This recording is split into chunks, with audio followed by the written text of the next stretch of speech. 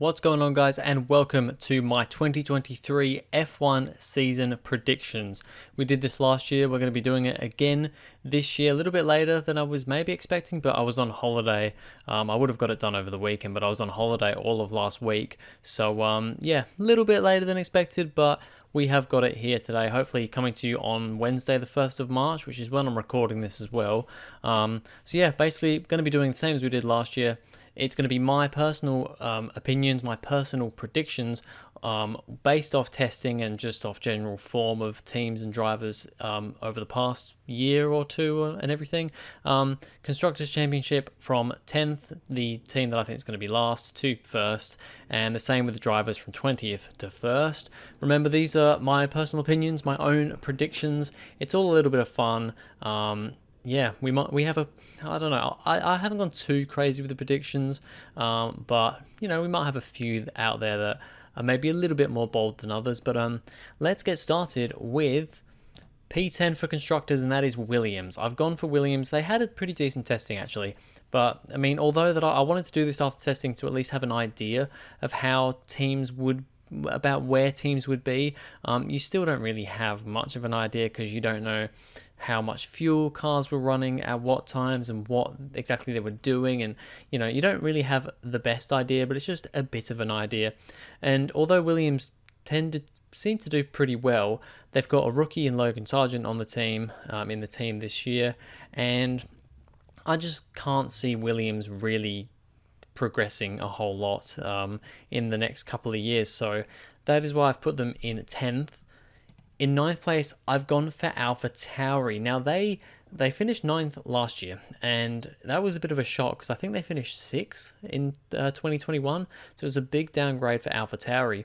And I just don't feel they had the most laps of any other team, I think, in testing, but their pace didn't seem great. And just generally, they've got Nick De Vries in the team, of course, technically a rookie to Formula One, and of course Yuki Tsunoda as well. I think Tsunoda is getting better, but I still don't think he's quite there yet. I think he will have a better year, but I just don't think the AlphaTauri is going to be there enough to really fight for points that often.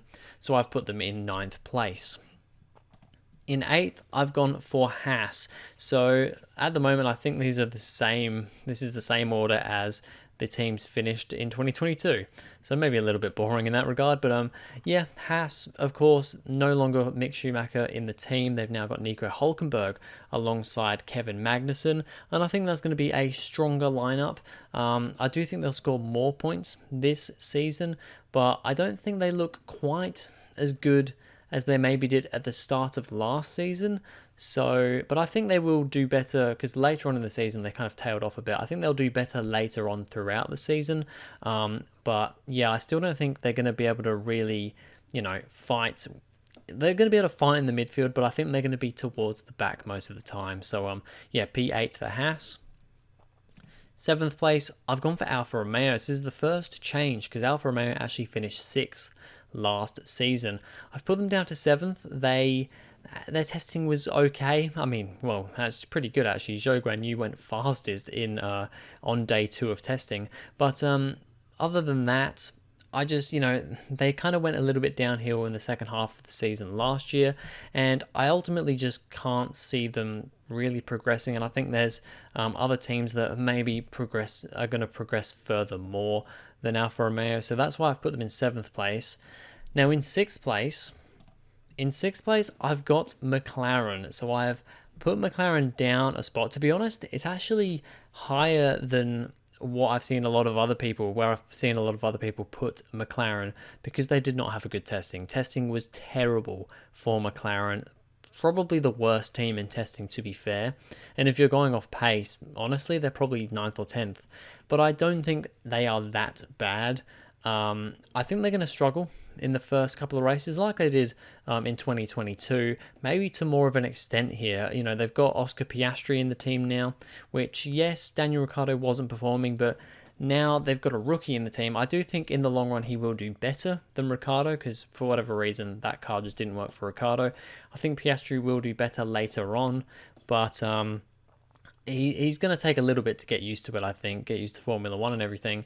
And I just don't think the McLaren's going to be there for the first, honestly, 4 or 5 races. I don't see them scoring points in Bahrain, personally. So yeah, I think they're really going to be on the back foot. I've put them 6th and not 7th because, or any lower than that, because I do think later on in the season they will start getting there. They will get some good points later on and bring the pace up. And generally as well, Lando Norris, I mean, he's always outperforming his car, it seems like it. So I think he will do some great performances. But yeah, still P6 for McLaren. In P5, I've gone for Aston Martin. Now, there's been a lot of buzz around Aston Martin. They really seem to have come out of the blocks in testing. They seemed really, really good.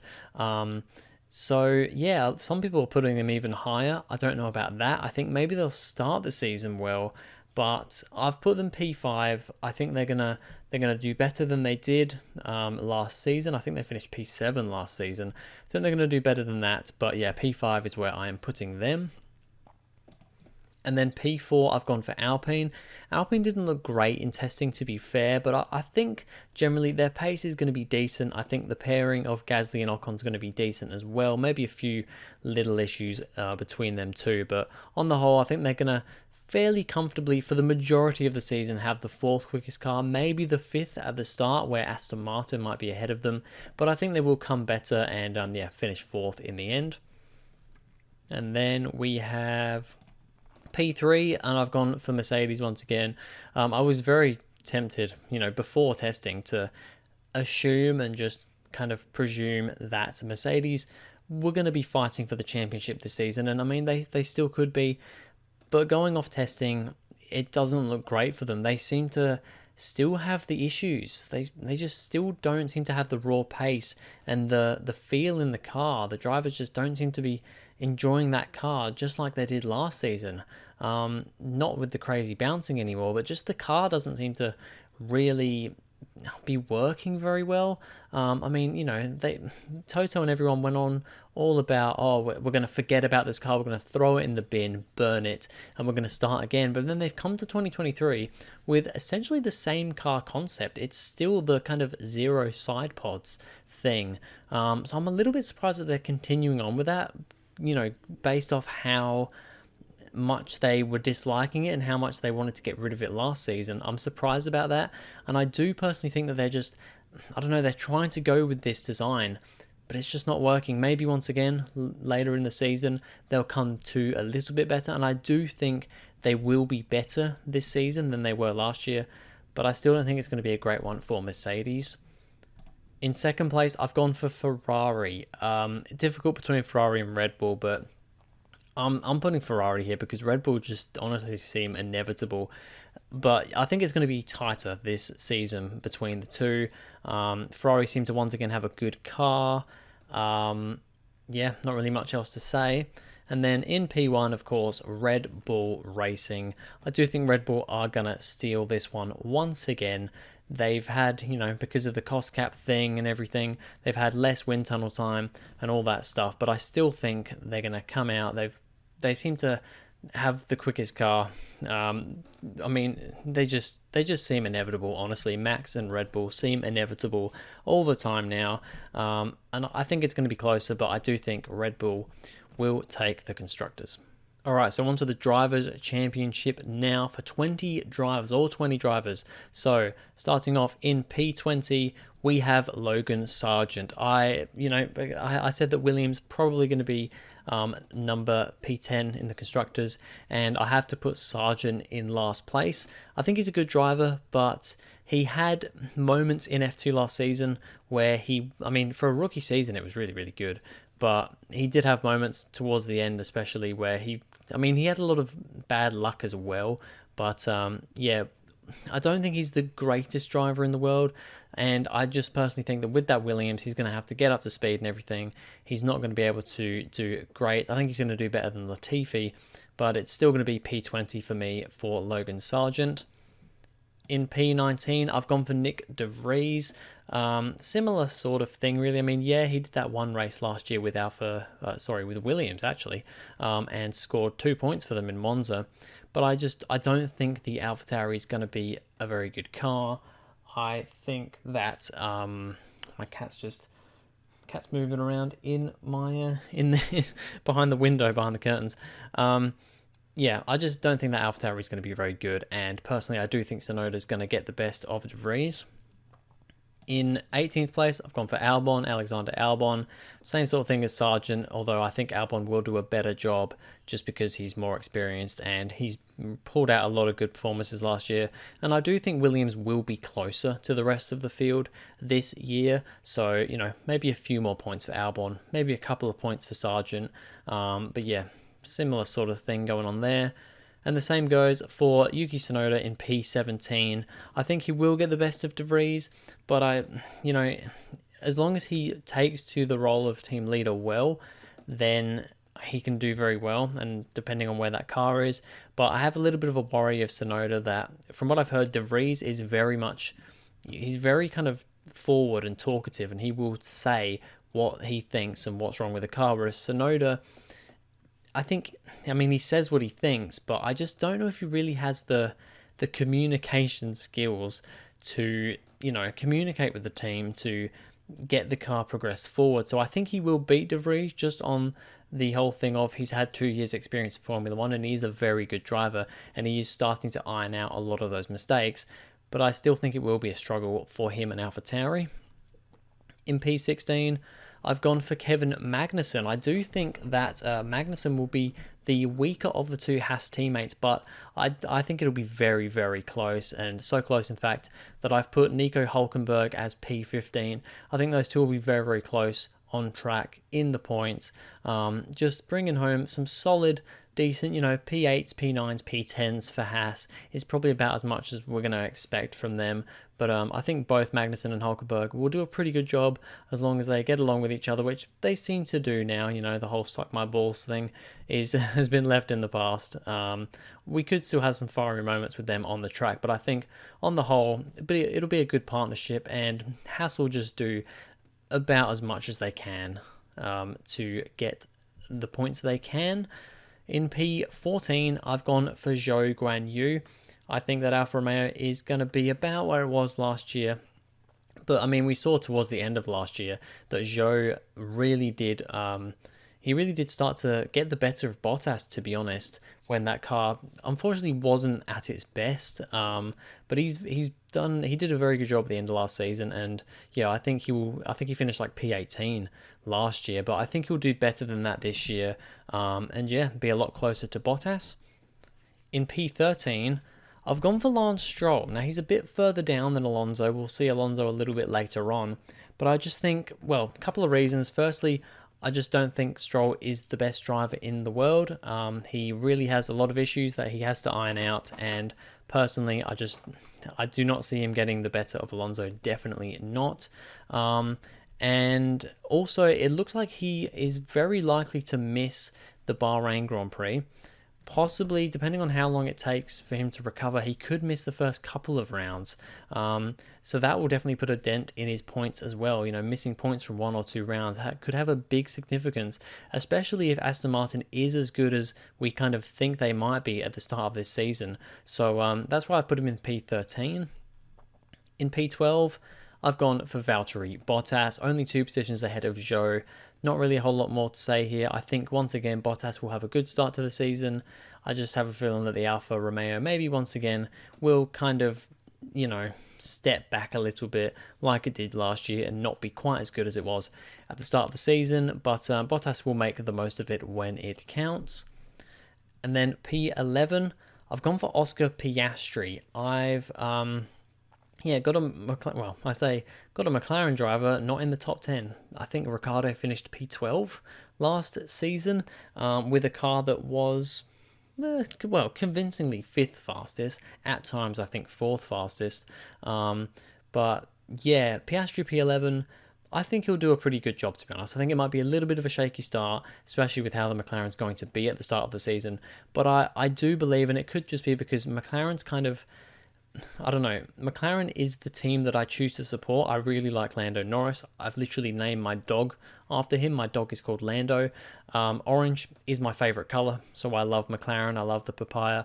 I love the look of the car. I just really like the atmosphere of the team, but it's just at the moment they seem to be going through this bit of a slump, which is really unfortunate because, you know, they had that big slump kind of before Norris started. When Norris came to the team in 2019, they seemed to be on an upward trajectory through to 2021, and then kind of have gone back down again and seem to be, you know, slipping down the order once again. But yeah, I think Piastri, once he gets a hang of the car and once the car gets a little bit better, he will bring in some good points. And then in P10, I've gone for Lando Norris, a little bit lower maybe than some other people, because I've watched some other reactions, some other predictions, sorry, and people have put McLaren lower in the constructors, but then they've had like a bigger gap between Piastri and Norris. You know, they've had like Piastri in like P14, 15, and then Norris in like P8. I don't think it's going to be quite that drastic. But I think Norris will do a decent job. I think he's going to get quite frustrated if the car isn't there at the start of the season, and that maybe will cause some issues with him. But all in all, you know, he's just going to have to get used to it. And to be honest, I could definitely see Norris moving team maybe even next year if McLaren really don't pull it out of the bag. Well, don't pull something out of the bag, pull it out of their asses this year. I could really see Norris pulling out of his contract and moving somewhere else, because he's definitely hot property. I mean, he had offers from Red Bull, so I don't know. I think Perez's contract ends this end of this year, so maybe they could get Norris. I don't know. I kind of want to do a predictions of the 2024 driver lineup, but that's a later video. But yeah, that's where I've put Norris. Going into P9, I've got Fernando Alonso. So a lot of other people seem to put Alonso a little bit higher up, kind of P6, P7, P8, maybe even P6. But I've put Alonso P9. I think, like I said, that Aston Martin's going to be pretty good at the start, but maybe we'll tail off a little bit. I don't really know. I have no idea. These are just predictions off the top of my head. But I think Alonso will definitely make the most of the car when it's good, and also make the most of the car when it's not good as well. So as long as he doesn't have reliability issues like he did last year at Alpine, I think he'll do a very good job and kind of be somewhat best of the rest. I mean, maybe you can count the two drivers ahead as best of the rest, but yeah. P8, I've gone for Pierre Gasly, the first Alpine driver, of course, moving to Alpine from AlphaTauri. I do think he will get bested by Ocon this year, just because Ocon's embedded in that team now. He's actually been secretly doing a very good job, Esteban Ocon. I think he's very underrated in a lot of ways. And Gasly did not have a good season last year. It was a very poor season. Yes, the car wasn't there, but Gasly wasn't really there either. In my opinion, I think his head was just like, all right, I'm going to another team. I don't really care anymore.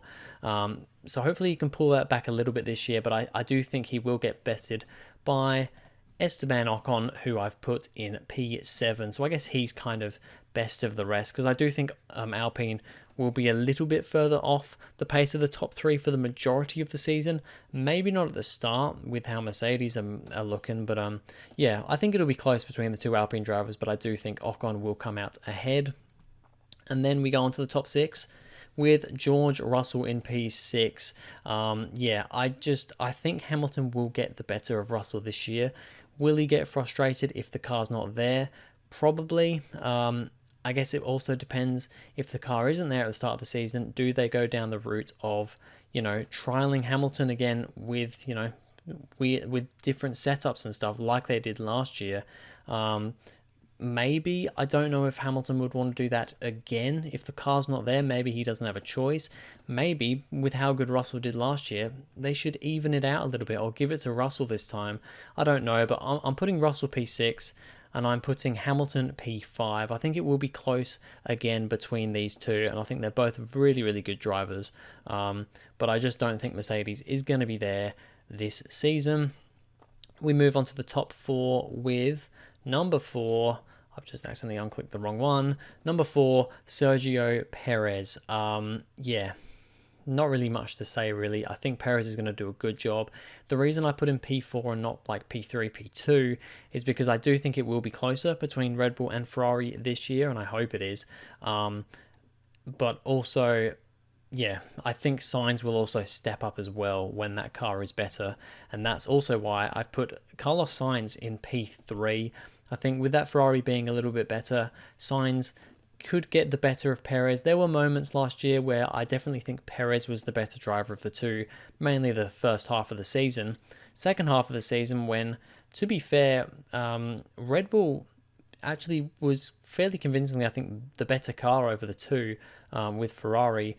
Sainz really stepped up and was, I mean, probably better than Perez for that second half of the season, I'd say, but just didn't quite have the car. So I think this year, with a more even matched car, Sainz will get the better of Perez.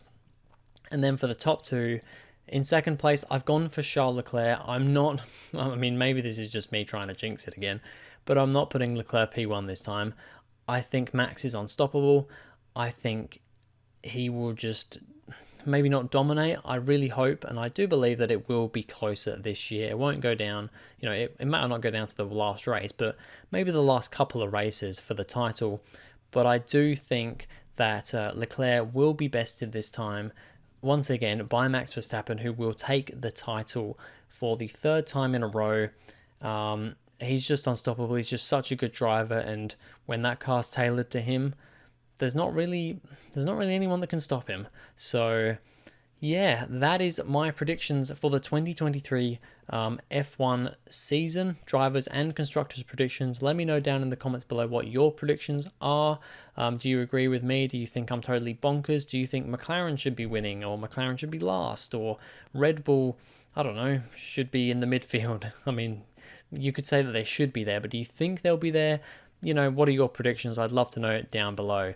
But anyway, that's going to be it for this video, guys. Thank you very much for watching. If you enjoyed, please go ahead, like and subscribe, and I'll see you guys in the next video.